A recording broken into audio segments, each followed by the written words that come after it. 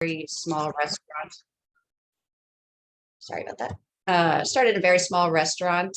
It was just me and my cousin and another high school girl making food in the back as a counter service, quick service. From there, I moved into more of a corporate atmosphere with Starbucks coffee. I worked with them for 6 years. I was very driven and motivated, I'd say, in my early 20s. I became the youngest store manager for Starbucks coffee. I became a traveling manager. I was responsible for opening up different stores, opened up a store in Longmont. I received the store on Lammer Square in 2001. I was 21.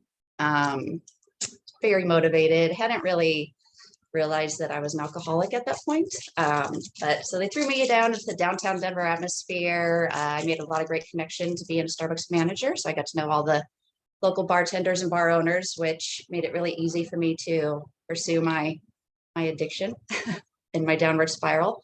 So yeah, my problems that I face mostly, I'd say, are depression and addiction to alcohol. So, excuse me, I digress. I was with Starbucks for 6 years, very motivated, whatnot. And I think that that's when I really started to notice that I was not able to handle myself around alcohol. It did end up me losing my position with the company. Just being very irresponsible. The shift started at 5 a.m. and I'd be out across the street at the local club or bar up until a few hours before I had to be to work. So it did start having problems in my career as early as 20 years ago. But I didn't stop drinking until 2017. So I did learn how to be a functioning alcoholic through my career in hospitality. I did move on to different positions, was a general manager. I did start off in the back of house and then realized through culinary school that I could make money as a sommelier. And I'm not really sure the chicken or the egg, which came first. Did I start the career path to be a sommelier because I wanted to keep drinking, or did it fuel my drinking because that was my career? I feel now that I look back, I think that I started going on that path because I thought that I could just maintain and get paid to be an alcoholic, I guess. So that's pretty much what I did. I moved into restaurants, specialized in Italian wine for a long time. And I'd say that I knew that I was hitting rock bottom when I lost all that motivation. I used to be the person that had goals written up on my whiteboard. I had plans. I had a 5-year out goal. I had a 10-year out goal, and slowly that started going away. And it got to the point where I just took my list of goals down. I didn't have any drive left, any motivation. I didn't see anything for myself.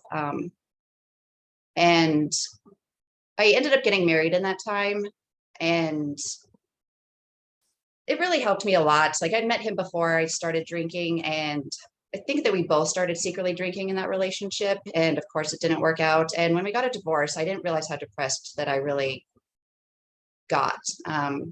At that time, I was working in a restaurant that I'd been in for a few years, had a great group of friends, and they were all single and we were young. And so we'd go out and party. And I think that being able to go out and be a part of other service industry people, we'd work hard, stay out late, party hard. And I think being in that atmosphere just helped me realize, or helped me forget that how depressed I was. So I stayed in that lifestyle, stayed in the restaurant. And then pretty soon I noticed that everybody was leaving the restaurant. They had all continued on with their goals and their plans. They continued on in school and finished their education and got their degrees. They started families. And next thing I knew, I'm still the last one in the restaurant and going out by myself. Couldn't find anybody else to go out with me because it's a Monday night, and who's going to go out and drink until 2 a.m. on a Monday night? So pardon me. Yeah, I know. Other people, where were you guys? No. So I think that is really when it started getting really bad, because then I didn't have anybody to go out and drink with. So then I started drinking on my own. And then I started realizing that you could drink before work. It didn't have to be something that you had to wait to do until after work. Like, why was I waiting until I got off work when I could have beers at noon before I went to work? And then that, of course, that slowly progressed into drinking before work, then trying to maintain that through work. And then by the time I got off work, I don't even remember half the time. So I would say that that's my rock bottom is pretty soon I was the only one in the restaurant, only one at the bar at 2 a.m. on Monday nights. And I had no future goals. I had nothing. And I met a gentleman that was fine with that. I met a gentleman that let me be messed up. He let me be broken and he didn't judge me for it. He never said a harsh word towards me when I did something stupid or went down a bad path. He was very kind and it made me feel like I was okay. It made me feel like I was okay in choosing this lifestyle. So we developed this very unhealthy, toxic relationship together. And I was fine with settling into my dysfunctional life and drinking myself to death. That was really the plan I had gone on. I was just going to stay a server forever, whatever restaurant that would take me, whatever bridges I hadn't burned yet, whoever hadn't heard the rumors about drunk alcoholic Megan. And I was fine with that. And then he left me. So I'm like, if this person that I'm already settling for, this toxic man that helped me with my addiction, like if he doesn't even want to be around me, then I realized that I had a big problem. And I lingered in rock bottom for a while, feeling sorry for myself. And then I realized it really is all about accountability. I needed to be accountable for myself. I was blaming everybody else. I was blaming my father for being alcoholic. I was blaming my parents for being unhealthy. I don't know, not the proper role models that I thought that I wanted or needed. I blamed, my ex-husband. I blamed my friends. I blamed the environment I was in instead of taking accountability for my own decision and my own choices that I made in life. And with that harsh reality of being accountable for my own decisions, I think that I was able to change my mindset and change my habits. And that is really what helps you change your life, is being able to change your mindset.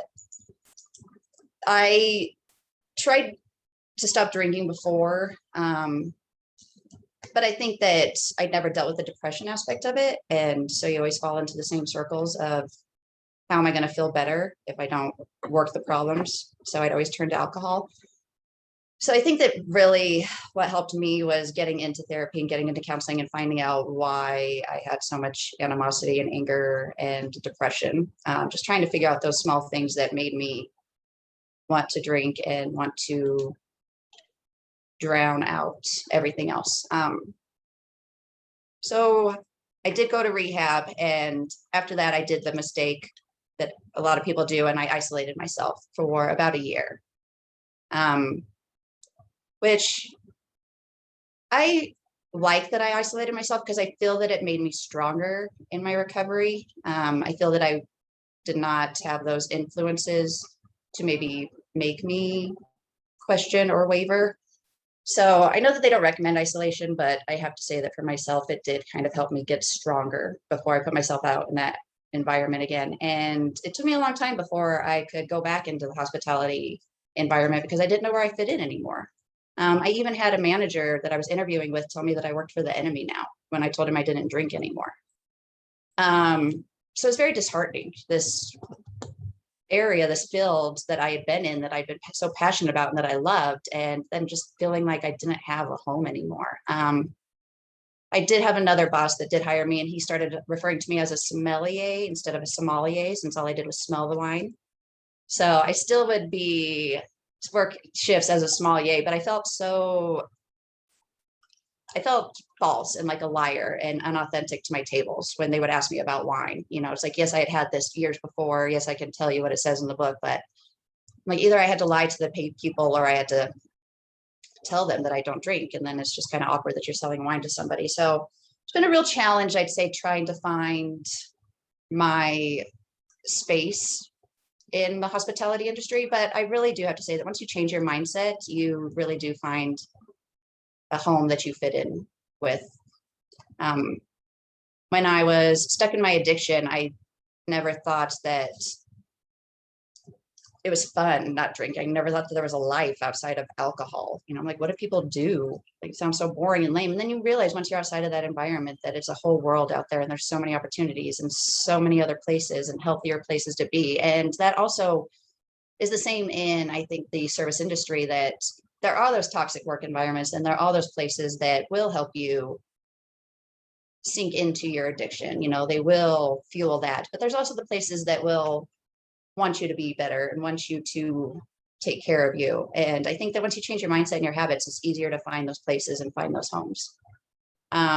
So I'm right now, I do work with health coaching, people in the hospitality industry help recover from alcohol. And I did do the natural progression that most hospitalitarians do. And I did become a licensed real estate agent this year, but I am keeping my foot in the hospitality industry because, you know, I love what we do. I love connecting with people and I love creating that home experience in a restaurant. You know, I love creating the regulars. I love the guests, and I don't feel like a fake anymore. And I don't feel like I'm not authentic. I'm very open with everybody about my journey. And I feel that a lot of people don't say anything to me right away and we don't talk about it, but there are a lot of people that reach out to me after the fact or on the side. And I'm very open on Facebook also about my struggles that I had and the places I've been. And I find that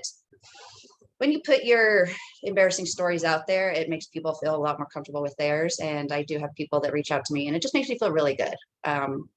Because I know as many times as I wanted to quit, it's still nice to hear the people's stories and hear, I don't know why we feel better about other people struggling, but you know, it helps. It really does help to know that you're not the only one that is not okay. And I think that is the biggest thing that I learned is it's okay to not be okay. And you will find people that will help you. And you also find people that will want to keep you at that level. So it's just being accountable for you and making those healthier choices and changing that mindset.